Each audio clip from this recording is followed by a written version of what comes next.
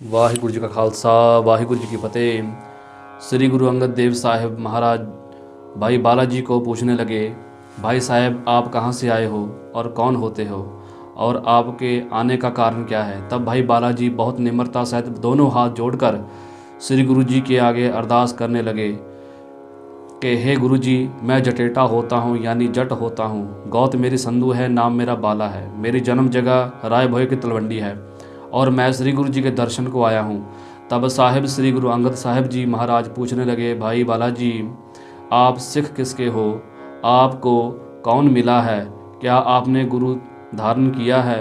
तब भाई बालाजी बोले, गुरु जी मैं श्री गुरु नानक देव जी का सिख हूँ और मैं गुरु नानक देव जी कालू वेदी का पुत्र, उनको मैं जानता हूँ।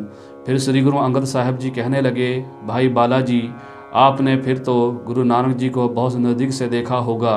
तब भाई बालाजी हाथ जोड़ करके कहने लगे, गुरु जी श्री गुरु नानक देव जी मेरे से 3 साल बड़े थे।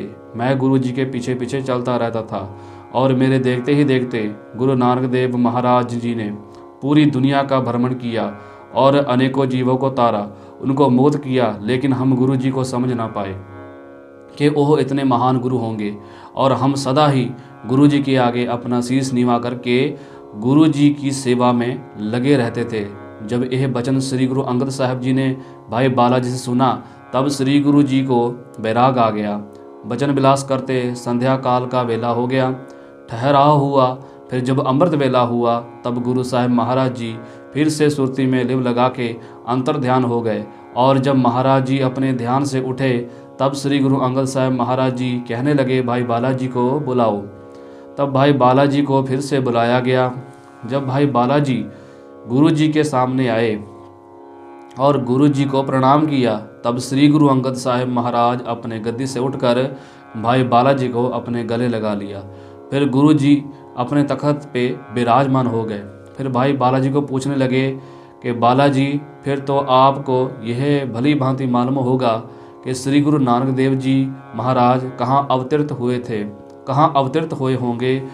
तब भाई बालाजी कहने लगे, गुरुदेव मेरे को यह तो मालूम नहीं, लेकिन इतना मैंने लोगों से सुना है, ज़रूर सुना है कि गुरु जी कत्तक की पूर्णिमाशी को जन्म लिया है और उनके पिताजी कालू जी ने जन्म पत्री भी बनवाई है। जिनसे बनवाई है वह पंडित हरदयाल थे, उन्होंने लिखी है। पंडित हरदयाल जी कहते थे, जो शुभ मुहूर्त है और 27 नक्षत्री कत्तक की पूर्णमासी महता कालू जी के घर बालक ने जन्म लिया है। कोई बड़ा अवतार इस घर में आया है। सो कालू जी ने पंडित हरदयाल जी से जन्म पत्री बनवाई